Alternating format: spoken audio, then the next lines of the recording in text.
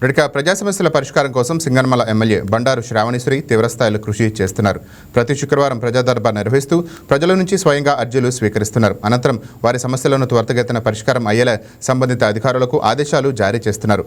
నియోజకవర్గంలో మౌలిక వసతుల కల్పన, రోడ్లు, త్రాగునీరు, పాఠశాల సమస్యలపైన ప్రత్యేక దృష్టి పెట్టామంటున్న బండారు శ్రావణితో మా ప్రతినిధి యోగానంద్ ఫేస్ టు ఫేస్.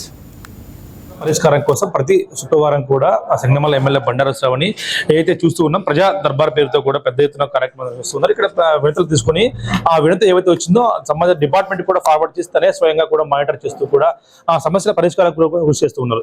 ఇటీవల నారా లోకేష్ కూడా కలిసి ఎక్కడెక్కడే స్కూల్ బాగలేవో అన్ని కూడా ఒక రిపోర్ట్ తీసుకుని కూడా వెళ్ళి అదేవిధంగా ఢిల్లీ కూడా వెళ్ళొచ్చి కేంద్ర మంత్రి రామ్మోహన్ రెడ్డి కలిసి వచ్చారు. మరి ఏం చెప్తారు? వరుస పర్యటనలు సింగనమలలో కానీ ఇటు ఢిల్లీకి వెళ్ళారు, నారా లోకేష్ కలిసి వచ్చారు. ముఖ్యంగా సింగనమల నియోజకవర్గంలో ఎక్కడా కూడా ఒక్క ఇటుక సిమెంట్ పోసిన పాపన లేదు.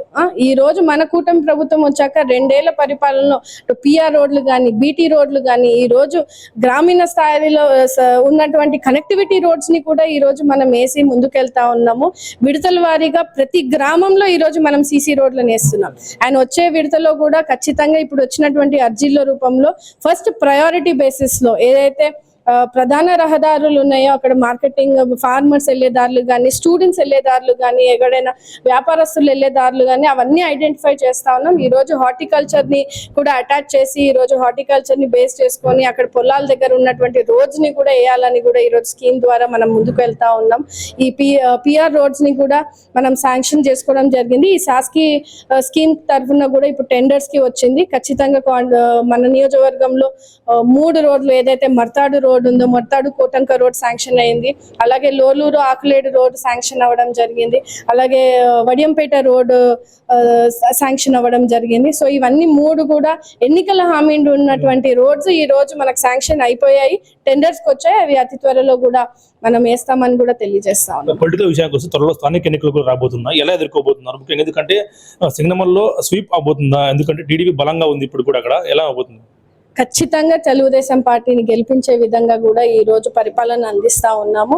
ప్రజల్లో ఒక నమ్మకం వచ్చిందండి. ఎందుకంటే గత వైసీపీ ప్రభుత్వంలో ఎక్కడా కూడా జవాబుదారీ లేని పరిస్థితిని, జవాబుదారీ లేని పరిపాలనను చూశారు. ఎంతసేపు అరాచకాలు, దోపిడీలు, కేసులు పెట్టడాలు. ఈ రోజు మనం చూసుకుంటే సింగనమల నియోజకవర్గంలో ప్రశాంతంగా ఉన్నారు, అభివృద్ధిని నోచుకుంటా ఉన్నారు, సంక్షేమాన్ని నోచుకుంటా ఉన్నారు. ఒకవేళ సమస్య వస్తే ఒక జవాబుదారీ పరిపాలనను చూస్తా ఉన్నారు. నిజంగా సమస్య ఉంటే కూడా వినడానికి వాళ్ళ రిప్రజెంటేటివ్ గా నేనున్నాను, అధికారులు వింటున్నారు. సమస్యలు లేట్ అవుతుంటే అమ్మ లేట్ అవుతుంది, ఖచ్చితంగా చేయిస్తానని వాళ్ళకు ఒక చేదోడు వాదోడుగా కాన్ఫిడెన్స్ ఇచ్చి ఈ రోజు ముందుకు వెళ్తా ఉన్నాము. ఖచ్చితంగా స్థానిక ఎలక్షన్స్ ని ఈ రోజు పెట్టినా కూడా తెలుగుదేశం పార్టీ 100% గెలిచే విధంగా కూడా ఈ రోజు ప్రజలే ముందుకు వచ్చి మాకు ఓట్లేస్తారని కూడా తెలియజేస్తారు. త్వరలో కొత్త సింగనమల చూస్తారా మేడం మీ ప్రజలు ఈ పరిపాలనలో? కానీ 100% చూస్తారండి. ముఖ్యంగా నేను ఒకటి తెలియజేయాలనుకున్నాను.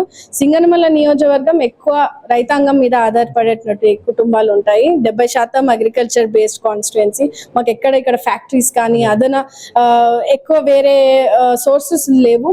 సో ఫార్మర్స్ ని అంటే రైతులను కాపాడుకోవడానికి మాకు గుండెకాయ లాంటిది మిడ్పెన్నర్ మోడర్నైజేషన్, దాన్ని మనం సాధించుకున్నాము. ఎన్నికల హామీగా ముఖ్యమంత్రి గారు డైరెక్ట్ గా మన కాన్స్టిట్యుయెన్సీ వచ్చినప్పుడు, లోకేష్ గారు యువగలం పాదయాత్ర వచ్చినప్పుడు ఇచ్చినటువంటి హామీని మనం నెరవేర్చుకున్నాము.